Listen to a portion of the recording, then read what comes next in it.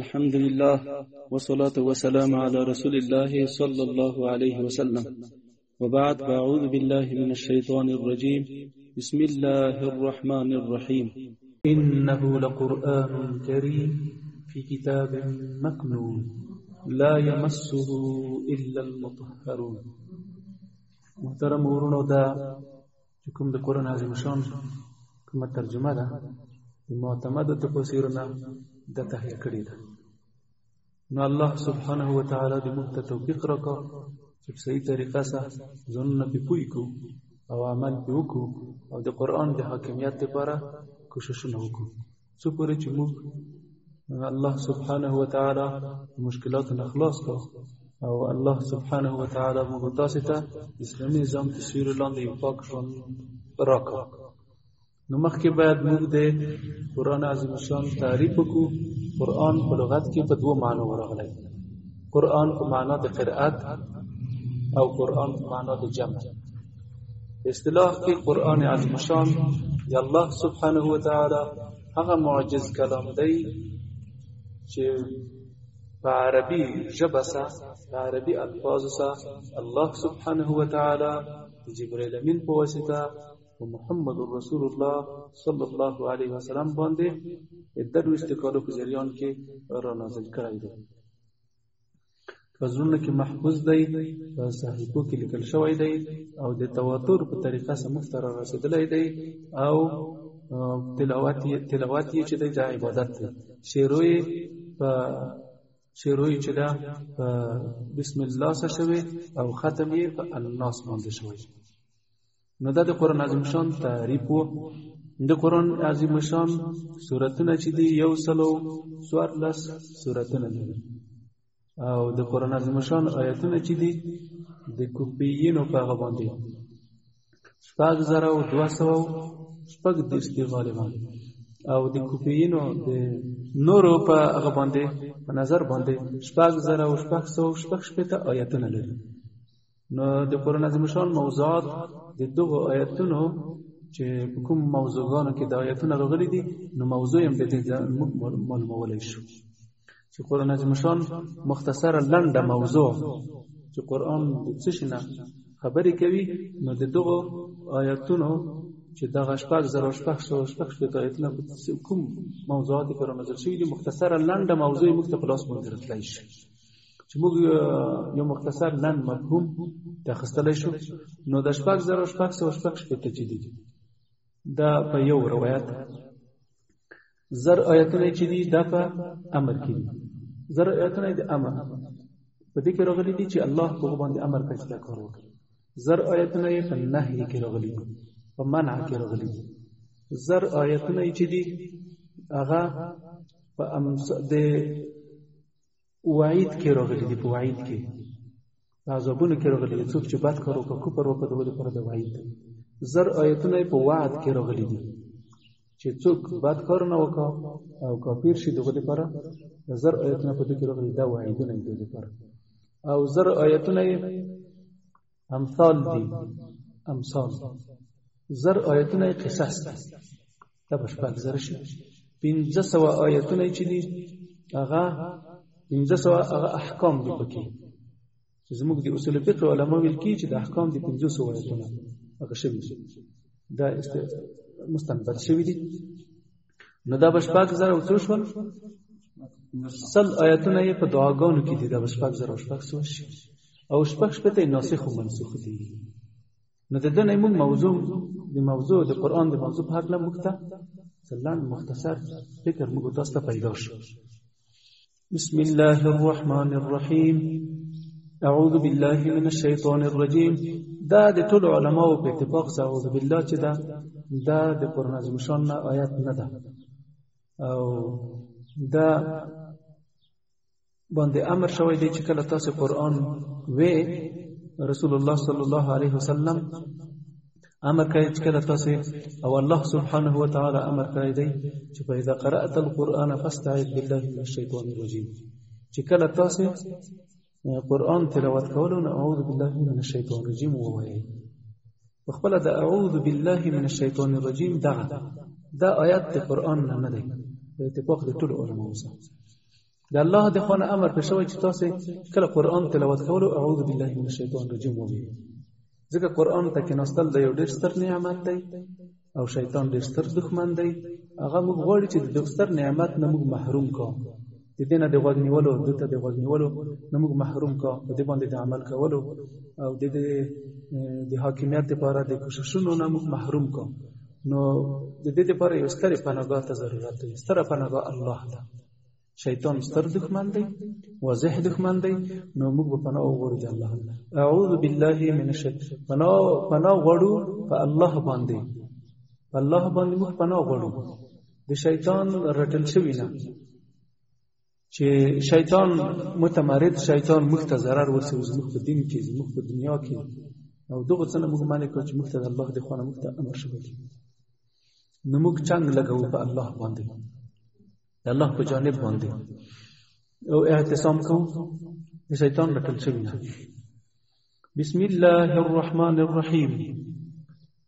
بسم الله الرحمن الرحیم دغه شروع کوم په نام د الله. معنی دا ده چې شروع کوم په نام د الله. الرحمن اس الله چې عام رحمت دی، الرحیم چې خاص رحمت دی. دغه آیات چې د بسم الله دا د قرآن نه یو آیات دی، دا د فصل لپاره نازل شوی دی. دا د هیڅ صورت، په هر صورت کې د موږ مذهب کې د هیڅ صورت جز نه دی، مستقل آیات دی، ځان ته دی. بسم الله الرحمن الرحیم مستقل آیات دی. موږ مذهب کې اعوذ بالله من الشیطان الرجیم او بسم الله ویل، نو دا چې دی د اعوذ بالله ویل په اول رکعت کې او بسم الله ویل د سنت دی. او په نور رکعتونو کې بیا په سر کې تنه بسم الله ویل چې دا الحمدلله مخکې د سنت دی. او بل بسم الله ویل په هر نیک کار کې بسم الله ویل چې د سنت دی، ځکه چې نبی علیه السلام فرمایلی کل امر ذی بال لم یبدا بسم الله فهو اکثر او اقدر. هر هغه کار چې ذی بال وي چې په بسم الله باندې شروع نشي هغه به برکت او نیمګړی وي. نو هر کار باید په بسم الله باندې شروع شي. او په دې کې حکمت په دې کې دا دی چې د هر صورت په سر کې چې یو خدای دی چې دا یو صورت د بل نه بلوي. او بل دا دی په دې کې حکمت دا دی چې موږ ته دا درس راکوي چې په دغه قرآن کې چې څه دي او په دغه صورت کې چې څه دي، دا ټول د خدای د خونه حق دی، دا ټول د خدای رحمت دی. پکې د خدای په خونه په دې کې تاسو لپاره د نعمتونه دا بسم الله د موږ لپاره دا اګهیر کوي. الحمد لله رب العالمین. دا سورۃ فاتحه ده. سورۃ فاتحه دا مکی ده، د رسول الله صلی الله علیه وسلم د هجرت نه مخکې را نازل شوی. آیاتونه او آیاتونه لري، دا او آیاتونه لري. امام شافعی رحمت الله علیه د بسم الله د هغه نه د الحمدلله نه یو جز بوزي. زموږ مذهب کې چې دی د هغه چې کومه ده سورۃ فاتحه دا د الحمد نه شروع ده ول الضالین پورې دوه او آیاتونه موږ دلته پورې کوو. نو انعمت علیهم صراط الذین انعمت علیهم دا یو آیت بولو، غیر المغضوب علیهم ولا الضالین دا بل آیت بولو. نو موږ ځان ته د الحمد کې او آیاتونه دلته د موږ مذهب باندې دا کې پوره کیږي. نو دا چې دی سورۃ فاتحه د دې موضوعات څه شي دي. سورۃ فاتحه به یو نمونه واخلو چې دا سورۃ فاتحه څه نمونه لري. ولی سورۃ فاتحه ورته ویل کی؟ سورۃ فاتحه ځکه ورته ویل کیږي چې په دې باندې شروع د قرآن شوی ده. قرآن شروع شوی. ام الکتاب هم ورته ویل کیږي، ام القرآن، ام الکتاب چې د قرآن مور سورۃ یو نوم یې ده. ځکه د قرآن شریف ټول اجمال پندوه کې قرآن پندوه الحمدلله کې ده. دوته سبع المثانی هم ویل کی او آیاتونه لري او په منځ کې تکرار لوستل کی. شافعیه هم ورته ویل کی چې رسول الله صلی الله علیه وسلم فرمایلی دي چې دا د هر مرض لپاره شفا ده الا سام مگر مرد لپاره نه. و او البته تویل پرې اړه لري، تقدیر پرې اړه لري. و بیا هم ورته ویل کیږي، و بیا ځکه ورته وایي چې دا آیات دا سورۃ چې د پورا ویل کی په منځ کې نیم نه ویل کی. هر سورۃ نیم ویل کی، خدا نیم نه ویل کی. او کاپیه هم ورته ویل کی. کاپیه ځکه ورته ویل کی چې دا سورۃ فاتحه د نور سوراتونو جواب ویلای شي. یعنی دا معنی ده چې سورۃ فاتحه په خپل ذات کې په منځ کې واجب ده او د بل سورۃ جواب یې هم وي. بل صورت جواب داسې وي چې قرأت هم پیدا شو. بل صورت د دې لپاره کاپی کېدای نشي. که د الحمد په ځای بل صورت موږ وویو نو هغه ګره کاپی نشو، دی هغه لپاره کفایت نشو. د الحمد صورت اساس هم ورته ویل کېږي. دا ځکه چې د بسم الله چې دا ځکه صورت اساس ورته ویل کېږي چې د مخکینیو آسماني کتابونو اساس چې دی هغه قرآن دی، او د قرآن اساس چې دی هغه الحمدلله ده، او د الحمدلله اساس چې دی هغه بسم الله ده. نو دته صورت اساس امیر کی تهداب. نو د دې نور نمونه ذکر کړی دي. تفسیر قرطبی کې تقریبا 12 نمونه ښودلي دي. دا د دې صورت نمونه د زیات نمونه په زیات کمال باندې دلته چې په دې صورت کې ډېر ستر کمالات دي. د دې صورت اساسي مقاصد په اجمال ثابت دي کې د دې اساسي موضوعات څه شي. دا صورت شامل دی اصول د دین او فروع د دین ته. د دین اصول هم پکې بیان شوي، د اسلامي عقیده اصول، د دین اصول او فروع او نور فروعات د دین هم پکې هغه شوي هم شامل دي. په دې کې عقیده ذکر ده، په دې کې عبادت ذکر دی، په دې کې تشریع شته، په دې کې عقیده د ورځ د آخرت باندې، په دې کې ایمان دی د الله په صفاتو باندې، او په دې کې دا خبره ده چې یوازې الله د عبادت وړ دی، یوازې د الله نه استعانت او سوالونه پکار دي، دعا کول الله ته. په دې کې توجه دې ته شوې ده چې طلب د هدایت وکړو، د هدایت وکړو. دغه هدایت چې هغه د دین د خواته کوم هدایت دی، د حق خواته، د مستقیم لارې خواته، دا یادونه پکې شته. په دې کې تضرع د الله ته چې موږ په ایمان باندې ټینګ کا، او په نهج او په لار د صالحینو باندې خدای پاک موږ ټینګ کا. او خدای دغه خلکو چې غضب پېښوي دی، چې هغه گمراه دي، منحرف دي دغه مستقیم لار نه، دغه لار نه موږ وساتو. په دې کې اخبار دي د مخکینی امتونو د قصو نه خبر ورکړل شوی دی. په دې کې اطلاع ده په معارجو په لوړو درجونو د سعداو د نیکبختانو. په دې کې منزلې د اشقیاو هم ذکر شوی دي. نو دغه نور هم تعبد په امر الله سره او د خدای پاک د نواهیو نه ځان منې کول. نو داسې نور مقاصد هم پکې شته دي چې هغه بشر اکثر وخت د دې نه چې دی بشر عاجز دی چې ټول دی بیان کړی شي. درنیم اولینی آیتونه د الله صفاتونه دي، او درنیم ورستی آیتونه چې کوم دي نو هغه کې د بنده سوالونه دي. الله سبحانه و تعالی چې کله بنده یې قرأت کو او تلاوت کو نو الله جل جلاله ډېر خوشاله کیږي.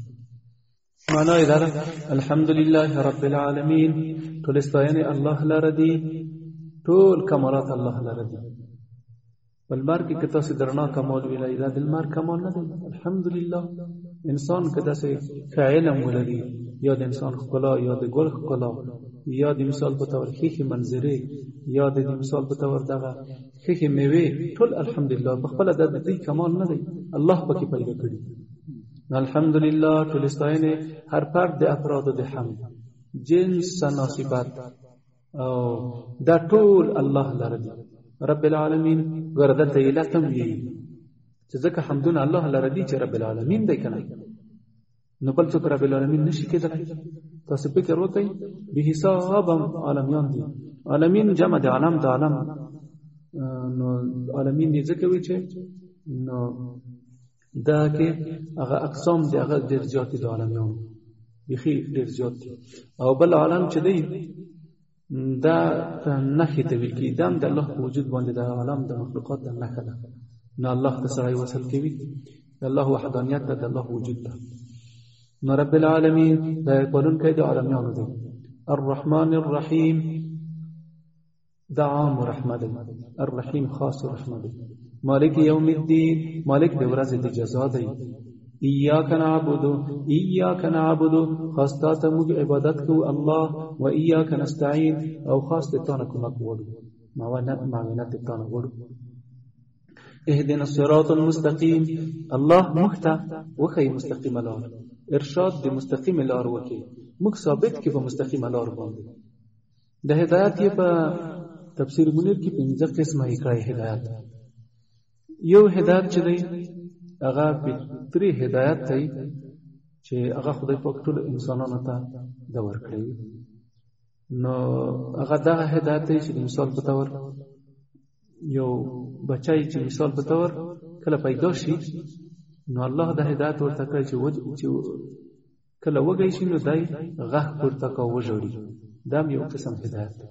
څو پورې چې مور یې ورته راشي د تای ورکو نو دغه چې دای غږ ورته کوي د هدایت څه ورته دا هدایت دی فطري.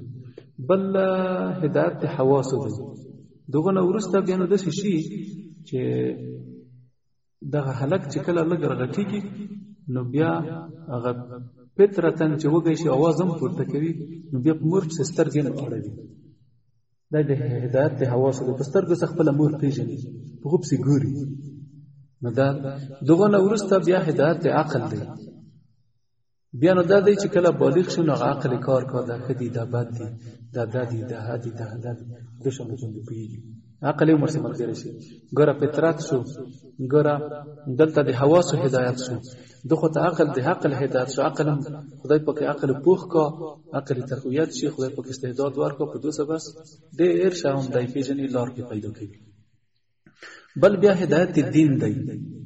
د دین هدایت ورته کوي چې هغه اسلامي شریعت خدای په قرآن عظیم شان او د رسول الله صلی الله علیه وسلم سنت دغه الله سبحانه و تعالی دته نازل کړی دي چې هغه د دین هدایت ورسره ملګری شي.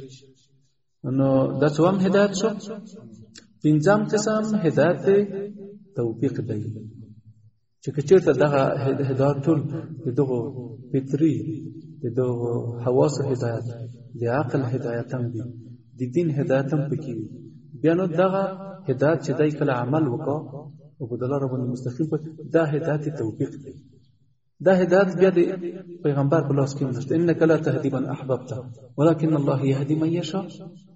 نو بس دا د توفیق هدایت دی چې په اخر کې خدای پاک چې دین ته مخه کا او د الله سره اخلاص وو نو بیا هدایت توفیق ورکوي. هغه کارو باندې خدای پاک چې الله ته راضي کی په باندې توفیق ورکو نو دا د هدایت نه هدایت صراط المستقیم ته موږ مستقیم لار ته راهنمایي کا. الله خدایا موږ ته د دین راهنمایي خدایا پاک موږ ته هغه د توفیق هدایت په نصیب کا چې هغه عمل په دغه دین باندې دی. صراط الذين لار له کسانو انعمت علیهم چې تا انعام وکړای دی. هغه چې کوم الله سبحانه و تعالی انعام وکړای دی هغه څلور دلی دي چې الله احسان وکړای: انبیاء، شهدا، صالحین، صدیقین. غیر المغضوب علیهم نه لار له کسانو چې غضب کړی شوی دي چې هغه يهود دي د پوهې سره بس دوی کافر دي انکار کوي. ولا الضالین ام نه لار د نصاراو عیسویان. امین. اے الله زموږ دعا قبول کړه. صدق الله العظیم.